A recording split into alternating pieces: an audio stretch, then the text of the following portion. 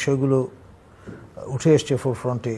Pakistan air force, Bangladesh এয়ারফোর্সের joint exercise, naval এক্সারসাইজের সম্ভাবনা ইত্যকার বিষয়গুলো ভারতকে কিন্তু ডিফেন্সিভ পজিশন নিয়ে যাচ্ছে। ডিম্যানিওর চেঞ্জ হয়ে গেছে।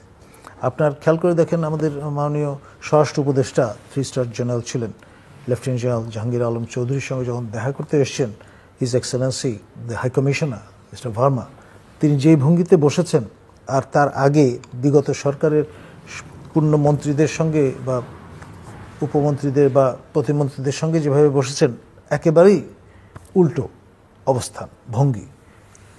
এটা থেকে বোঝা যায় ডিম্যানিওর কেন চেঞ্জ হলো।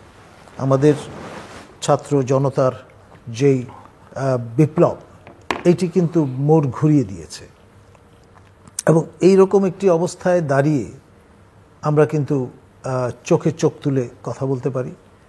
আমরা আমাদের পিপল টু পিপল যে কন্ট্যাক্ট, সেটা এই সরকারকে সেই জন্য অবশ্যই সম্মানের সঙ্গে, সেলফ রেসপেক্টের কোনো বিকল্প নেই। আপনার নতজানু পলিসি কখনোই কোনো জাতিকে আত্মসম্মানের যে জায়গাটা সেটা মেনটেন করতে দেয় না।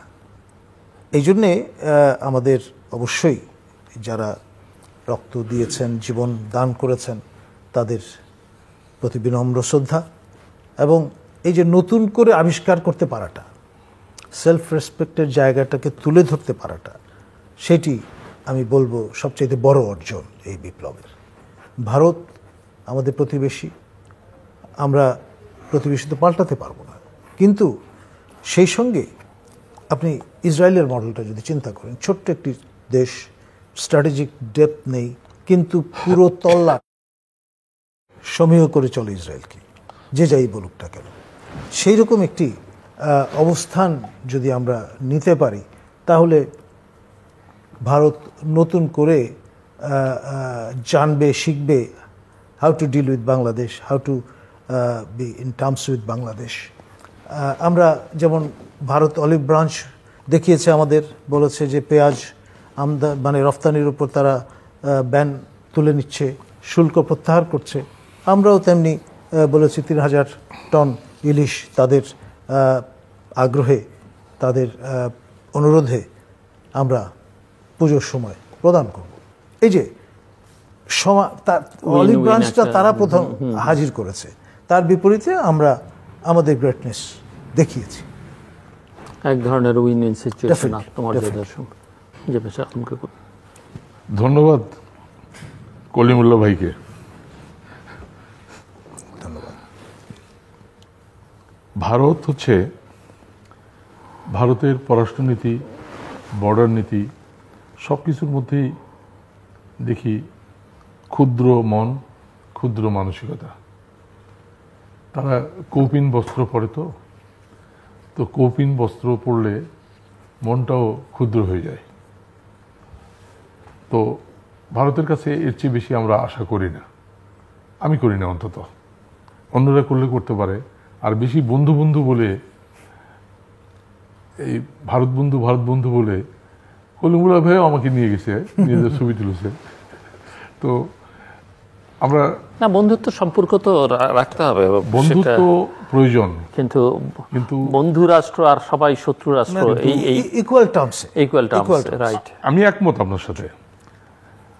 এই যে পিলখানা হত্যাকাণ্ড, এখন এটা বারবার উঠছে। অনেক অফিসার আমার পরিচিত ছিল, সেরা অফিসার। তারা কিভাবে এই কনস্পিরেসিটা হলো, পিলখানা কনস্পিরেসি, এটা আজও উদ্ধার হয়নি।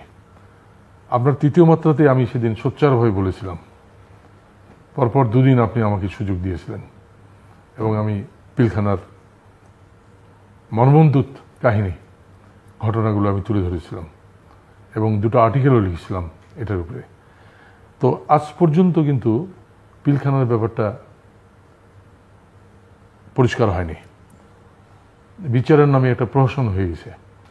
আজও সেখানে তাদের সন্তানেরা, তাদের বিধবা স্ত্রীরা দাঁড়ে দাঁড়ে ঘুরে বেড়াচ্ছে। তারা তৃতীয় মাত্রায় আসে, তারা এখানে এসে চোখের পানি ফেলে এবং তারা পথে ঘাটে ঘুরে বেড়ায়, বিচার হয়নি তারা দাবি করে, এটা পুনর্বিচারের ব্যবস্থা করা দরকার এবং এখানে হাত দেওয়া দরকার। আমি মনে করি জাতীয় ঐক্য, সিভিল প্রশাসন আমাদের অনেকটাই ধ্বংস হয়ে গেছে। পুলিশ রাজারবাগে জীবন দিয়েছে মুক্তিযুদ্ধের জন্য, যে পুলিশের গৌরবোজ্জ্বল স্বাধীনতা যুদ্ধের ইতিহাস রয়েছে, সেই পুলিশ এই গত আন্দোলনে যে রোলটা প্লে করলো এবং পুলিশের মোরাল কোনো ডাই ডাউন করেছে, একদম সম্পূর্ণ ডাই ডাউন করেছে, তাদের মোরালিটি বলে কিছু নাই এখন পুলিশের।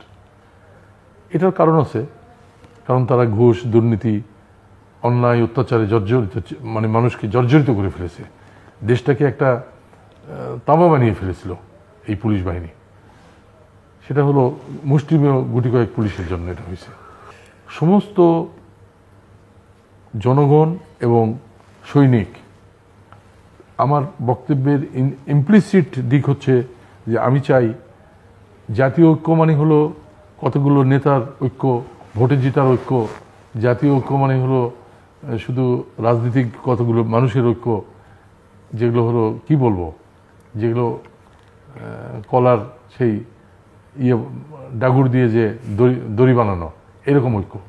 এই ঐক্যের প্রয়োজন নাই। আমি ঐক্য চাই, জাতীয় ঐক্য চাই। পিলখানায় প্রথম জীবন দিয়েছে সৈনিকরা। এই ফ্যাসিস্ট স্বৈরাচারী হাসিনা সরকারের বিরুদ্ধে প্রথম কিন্তু রক্ত ঢেলেছে বাংলার মাটিতে পিলখানা হত্যাকাণ্ডের মাধ্যমে। সৈনিকরাই কিন্তু ঢেলেছে। আবার সৈনিকদেরই একটা সুবিধাবাদী অংশ কিন্তু শেখ হাসিনাকে টিকিয়ে রেখেছে। আবার সৈনিকরাই কিন্তু প্রথম শেখ হাসিনার বিরুদ্ধে প্রথম প্রতিবাদ, প্রশাসনিক প্রতিবাদ যেটা, সেটা কিন্তু সৈনিকরাই রিফিউজ করে দিয়েছে শেখ হাসিনাকে, দিয়ে তারা ছাত্রদের আন্দোলনকে জয়যুক্ত করিয়েছে। তাহলে এখানে সৈনিকদের এবং জনগণের, সৈনিকদের এবং ছাত্রদের, সেনাবাহিনী এবং ছাত্র জনতার একটা ঐক্য প্রয়োজন।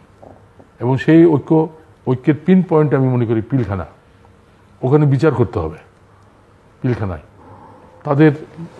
তাদের বধূরা, তাদের সন্তানেরা দাবি করেছে যে আমরা ছুটি চাই না, আমরা এই দিবস পালন চাই।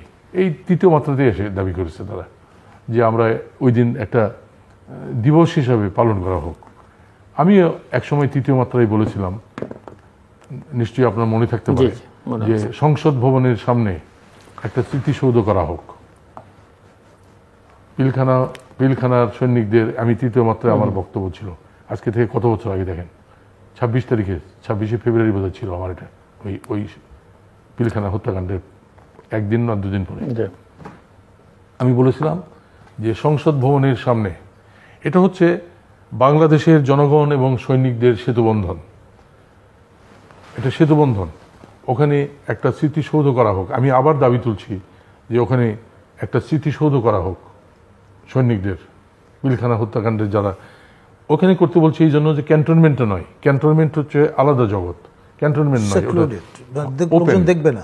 জনতার ঐক্য, জনতা এবং সৈনিক আমাদের স্বাধীনতা সার্বভৌমত্বের প্রতীক। শুধু মুখে দেশপ্রেমিক সেনাবাহিনী বললে হবে না। দেশপ্রেমিক সেনাবাহিনী, হ্যাঁ, সৈনিকরাই এদেশের স্বাধীনতা সংগ্রামী ভূমিকা রেখেছে, সৈনিকরাই এই গণ অভ্যুত্থানে ভূমিকা রাখলেন এবং ইতিহাস তারাই সৃষ্টি করেছে। ইতিহাস সৃষ্টি করে দেশের জনগণ, আর সেই ইতিহাসের একটা অংশ হচ্ছে আমাদের দেশের সেনাবাহিনী।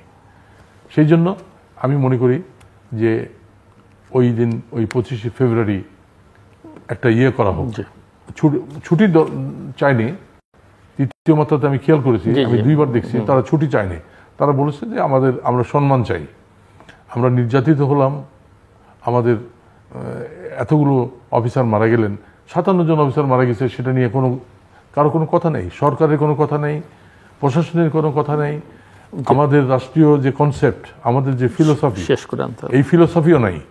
এই ফিলোসফি, জাতীয় ঐক্যের ফিলোসফি যদি করতে চাই আমরা, তাহলে সৈনিক এবং জনতার, ছাত্র জনতার ঐক্য গড়ে তুলতে হবে এবং এই ঐক্যের মধ্যে দিয়ে সরকারের মধ্যে ঐক্য গড়ে উঠবে।